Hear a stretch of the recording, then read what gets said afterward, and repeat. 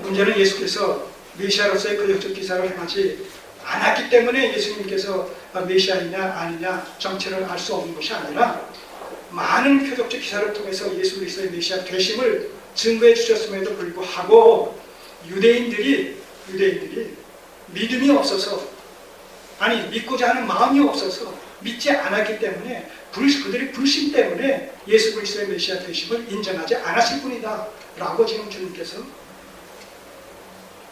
역설적으로 말씀하시는 것이죠. 오늘도 마찬가지입니다. 예수 그리스도께서 누구시냐? 우리는 학교에서 4대 성인 중에 한 분으로 그렇게 배우기도 했어요.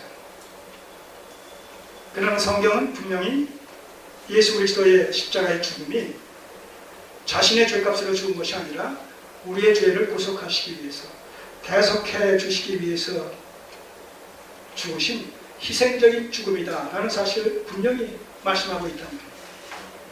대속물이 되시기 위해서, 죽기 위해서 우리를 죄로부터 구원하셔서 하나님 앞에 의로운 자로 세워주시기 위해서 대속적인 이런 죽음을 담당하신 사실에 대해서 분명히 말씀하고 있단 말입니다.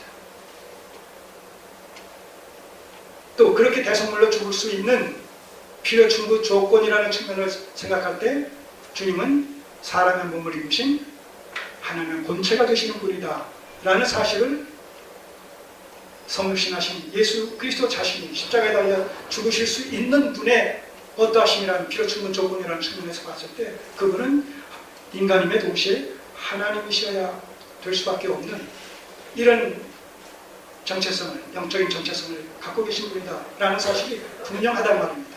그럼에도 불구하고 중요한 것은 뭐예요?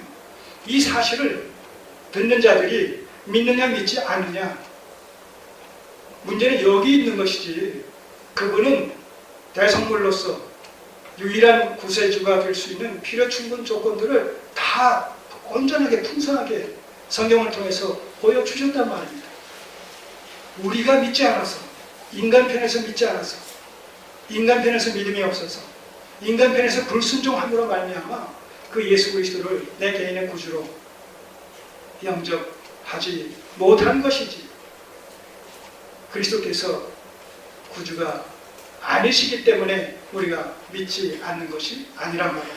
똑같은 원리예요. 그래서 우리는 이 말씀 앞에서 현대 교회를 향해서 또 이 현실을 향해서 그렇게 외칠 수가 있는 거예요. 당신에게 예수 그리스도는 누구십니까? 여러분들에게 예수 그리스도는 누구십니까? 사도들은 뭐라고 고백했어요? 사도들은 뭐라고 고백했습니까? 사람들이 나를 누구라 하더냐? 예, 선생이라. 또 선지자 중에 한 사람이라고 합디다. 너희는 나를 누구라 하느냐? 사도들이, 베드로가 사도들을 대표해서 뭐라고 그랬습니까? 마태복음 16장 16절에 주는 그리스도시는 살아계신 하나님의 아들이다.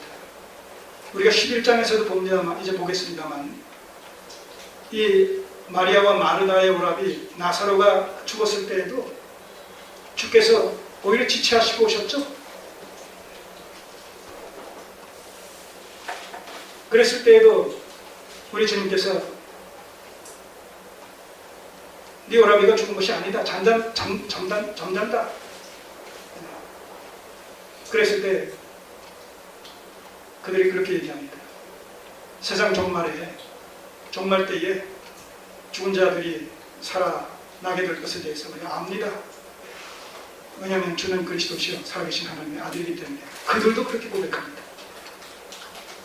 마리아와 마르다도 주는 그리스도시요 살아계신 하나님의 아들임을 믿습니다. 그렇기 때문에 세상 종말에 주께서 죽은 자들을 일으키실 것을 믿습니다. 그러나 지금 나사로는, 우리 오라비는 지금 죽었습니다. 죽기 전에 주께서 보셨다면 죽지 않았을 텐데요. 이렇게 얘기하고 있습니다. 주는 그리스도시요 살아계신 하나님의 아들이다라는 표현은 그 시대에 믿는 자들이 보편적으로 예수 그리스도의 어떠하심에 대해서 고백했던 신앙 고백의 내용이다. 이렇게 정리할 수가 있겠어요. 아마 그래서 그런지 몰라도 사도 요한은 바로 예수님의 정체성에 대해서, 그가 하나님의 아들 그리스도이심을 믿게 하려고 그 이름을 믿어서 생명에 이르게 하기 위해서 이 요한복음을 기록했다고 얘기하고 있는데, 오늘 우리에게도 동일한 그런 질문을 던질 수가 있는 것이죠. 여러분에게 예수 그리스도는 어떤 분입니까? 누구십니까? 우리도 4대 성인 중에 한 사람이라고, 유명한 초능력자라고 다양하게 답변할 수 있어요. 그러나 그리스도의 하나님의 아들이라는 답변 이외에 우리 죄를 구속하시기 위해서 대신 죽으신 나의 구주가 되십니다, 이런 답변 이외에 어떤 이 세상적인 현실적인 그런 답변도 결코 타당할 수가 없는 것이죠. 내가 예수 그리스도를 누구로 믿느냐, 누구로 알고 있느냐, 누구로 확신하고 있느냐, 그리고 그분과 인격적인 관계가 맺어져 있느냐, 이것의 여부가 나의 구원의 여부를, 그리고 우리의 종말의 상태의 여부를 가늠짓는 결정적인 단초가 된다는 것이죠. 사실 이 말이 엄청난 무서운 말씀이지 않겠습니까? 지금 당장 우리가 영생과 영벌, 천국과 지옥, 어떤 이런 것에 대한 개념 정립이 제대로 되어 있지 않기 때문에 아무렇지도 않게 우리가 스쳐 지나가는 말로 들을지 모르겠습니다만, 정작 그 심판의 날이 임하고, 그리고 그 심판대에서 결정된 대로 영벌과 영생의 하나님의 나라와 지옥으로 그렇게 나누어져서 우리의 영원한 삶이 그 둘 중에 한 곳으로 귀착되어질 때, 귀착되어지는 그런 선고를 받게 될 때 아연실색할 수밖에 없지 않겠습니까?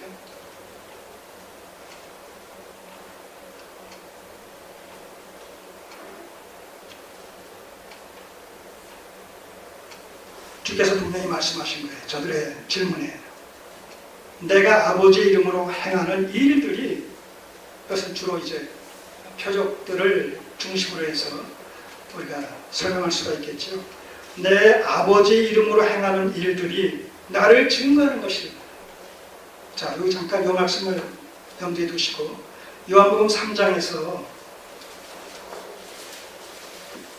니고데모가, 바리새인 니고데모가 예수 그리스도에게 고백했던 그 말씀을 잠깐 참고했으면 좋겠습니다.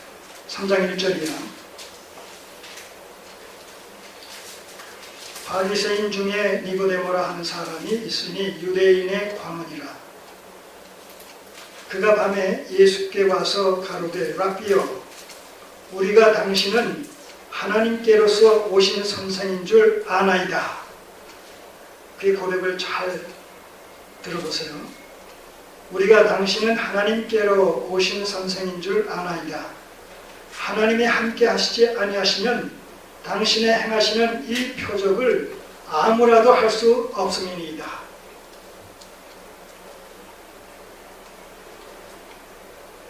주께서 지금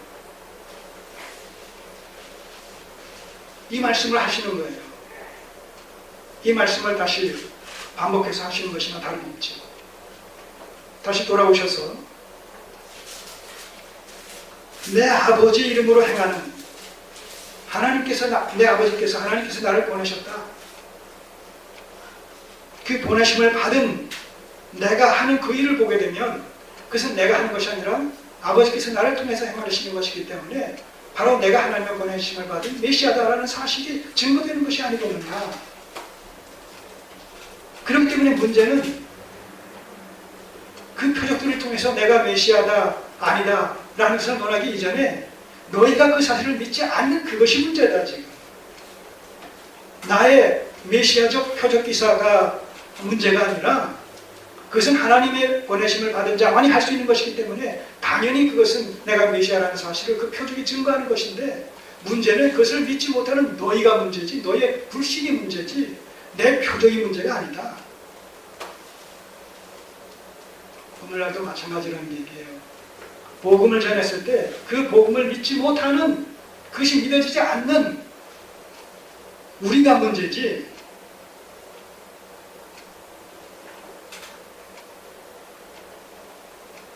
그 복음의 당사자로 오신 예수 그리스도가 구주가 아니시기 때문이 아니란 말이죠. 자, 그러니 수많은 사람이, 더 많은 사람이 통계상으로만 봤을 때도 25% 전후에서 기독교인들이라고 하는데, 그런 나머지 75% 정도가 기독교인이 아니라는 얘기인데, 그 수많은 사람들이 예수 그리스도를 구주로, 하나님의 아들로, 메시아와 그리스도로 믿지 않고 있는데 많아요. 오늘 우리가 그 25% 중에서도 기독 종교인들이 또한 많겠습니다만, 어쨌든 예수 그리스도를 하나님의 아들과 메시아로 믿는, 그래서 인격적으로 서로 교제와 교통이 이루어지는 하나님의 친백성들로서의 정체성을 갖고 있는 자들로 우리가 예수 그리스도를 믿고 있다는 이 사실이 얼마나 기적적인 사건인가, 얼마나 은혜로운 사건인가, 이 사실을 우리가 자꾸 되새길 필요가 있는 거예요. 본론적인 신앙관의 정리.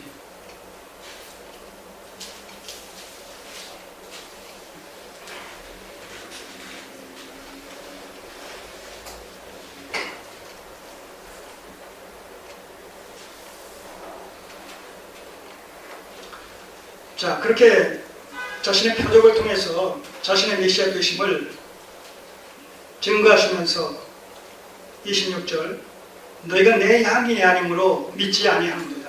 너희가 나를 지금 믿지 못하는데, 메시아적 표적을 그렇게 행했음에도 불구하고 너희가 그것을 보고도 믿지 못하는데, 그것은 너희의 불신의 탓이요, 너희가 그것을 믿지 못하는 것은 결국 내 양이 아니기 때문에 그렇다.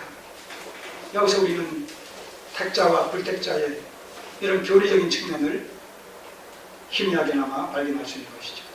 내 양이 있다는 것, 내 양이 있다는 것이죠.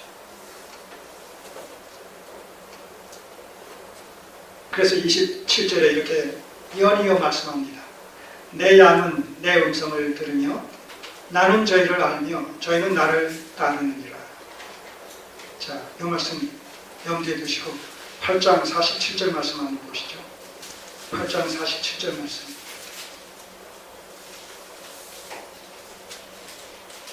(8장 47절) 말씀에 이런 말씀이 있습니다.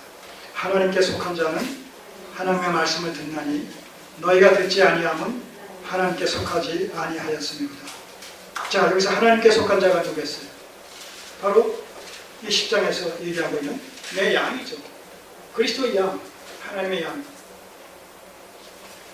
하나님의 양은 내 음성을 듣는다고 했어요. 듣지 않으면 그리스도의 양이 아니기 때문에 그런다고 했어요.